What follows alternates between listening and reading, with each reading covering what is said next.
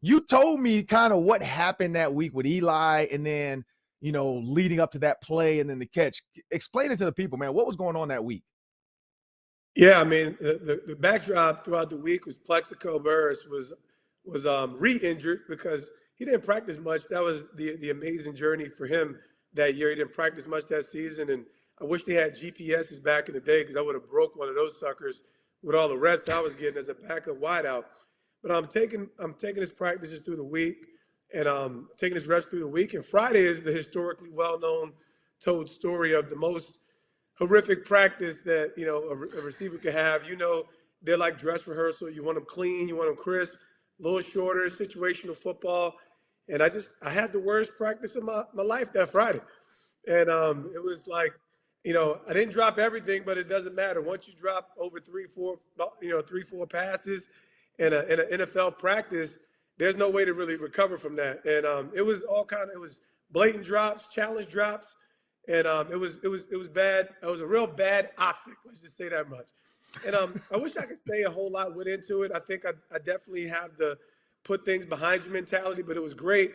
Eli approached me afterwards, said, "Hey man, I know you'll be ready." Blah blah blah. And I think my story is I was always in the mix, but it never worked out for me as a wide receiver. So, but I did think I had the trust of my peers. And hey man, at the end of the day, when the lights were on, it was about coming through for the guys next to me, and that was the major backdrop leading up through the week. And it was more fireworks that even led up to it. But that Friday practice was memorable, and then when the lights are on, you got to go make a play, and that's obviously what Eli did. That's what I did, and together we make history. Yeah, when you think about that catch, man, like I said, like I was sitting there like, what just happened? Like I couldn't believe it because when you think about that season and what was supposed to happen and how Tom, I mean, you and Eli, man, like Tom Brady could have 8 Super Bowls right now. Like he could have 8. Like he probably thinks he had, and maybe 9 and going for his 10th. Like he'd be going for his 10th Super Bowl if not for Eli Manning. And so, like, by the way, that's not the helmet behind you, is it? Did the Hall of Fame take it, or did you? No. I like it in the Hall of Fame. I Okay. have those little random visits over to the hall every now and then. It's good to show the kids. I know I'm not getting the gold jacket. I was very good with my career. I was an all-pro special teams player. So, it's like I said, at the end of the day, there's so many different journeys that players like myself and maybe like yourself, when you're in the league, you've done something significant. When you become an all-pro as a special teams player, it's significant, but it doesn't always feel like it.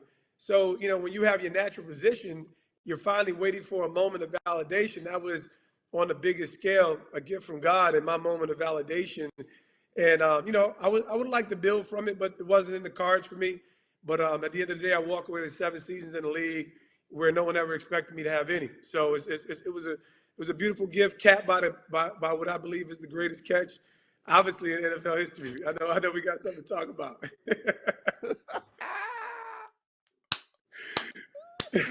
Oh man, I love it.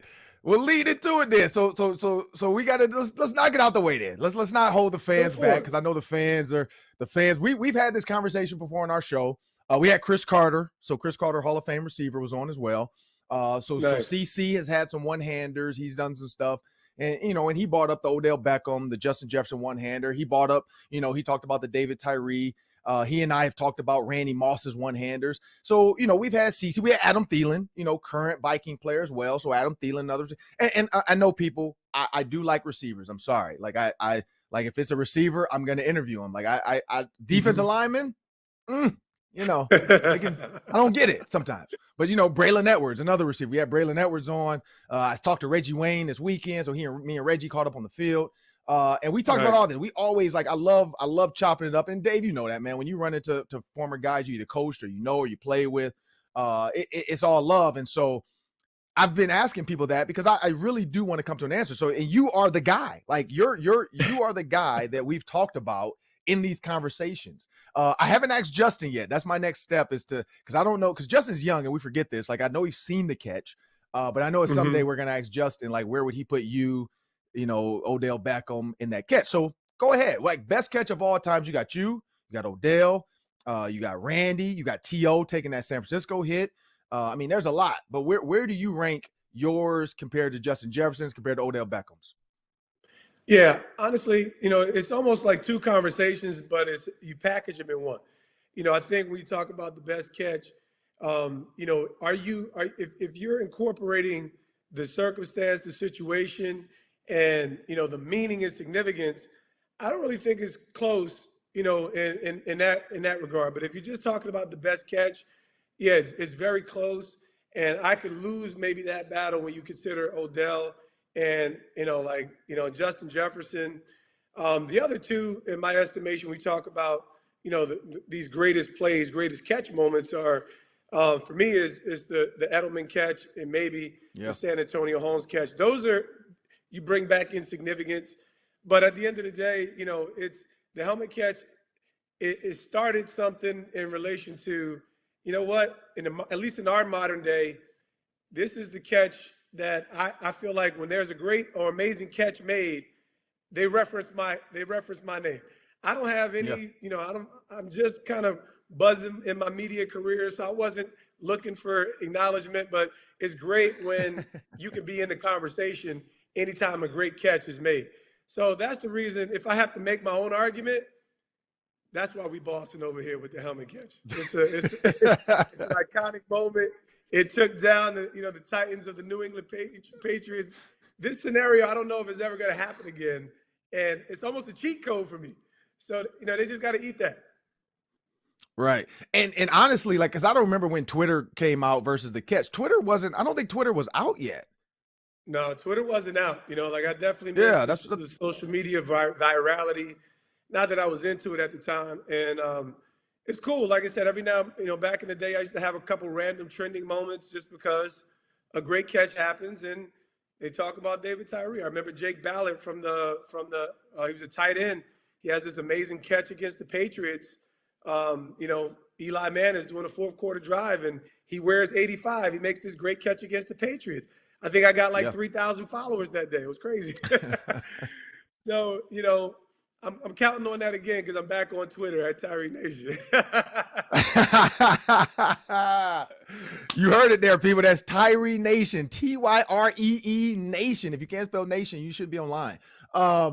When you think about it's coming though, because this is the thing about Justin Jefferson, man. This man is 2 yards from the last game and another, I think, 750 yards away. No. He was 125 yards. He needed 500 yards to get to 2,000. So he needed 125 yards a game. He missed it last game by 2. So he's 2 yards off the mark of the 125. So he needs 127 this coming game against your Giants.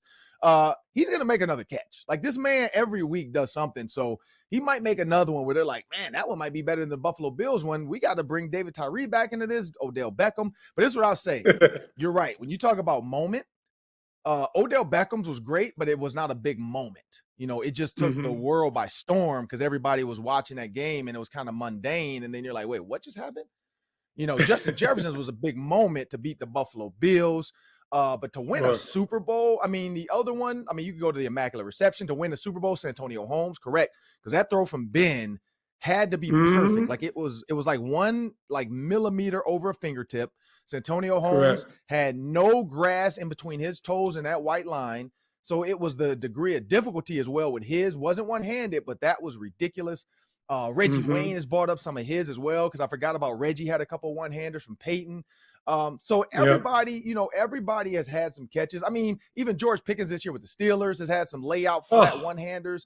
Amazing. So yeah, so it's a lot. But yeah, your moment to win a Super Bowl, to knock off a Goliath like that, and truly in David versus Goliath fashion. So I'm pretty sure. So, and again, I can't be the first person to ever say that. That had to have been like a article in the paper, correct? Yeah. They wanted to name it David and Eliath and something like that. But it's been some fun stuff through the years. And like I said, it's a fun conversation. I think I'm in the process of maybe formulating some kind of catch committee. We gotta, and I said, as long as I'm on the committee, I don't have to be the leader of it. It's kind of like, Rogaine, I don't have to be the founder, but I'm in the game. I'm in the game when it comes to this conversation. But, you know, people don't like it because I'm the guy that, you know, like, he only had one moment. I'm like, the hell are you talking about? I'm like, I mean, like, I had one. I'm not a starter. I never said I was the best receiver in the league, but I was a receiver in the league. True. So it's Hey, dope. You know, these there's a dudes, thing. Justin Jefferson and Odell Beckham, they're so talented. It's just a different conversation because they could actually do that again. Whereas I don't know if anybody's ever going to imitate the helmet catch that way again. There's been helmet catches since helmet catch junior, but it's not going to be the same.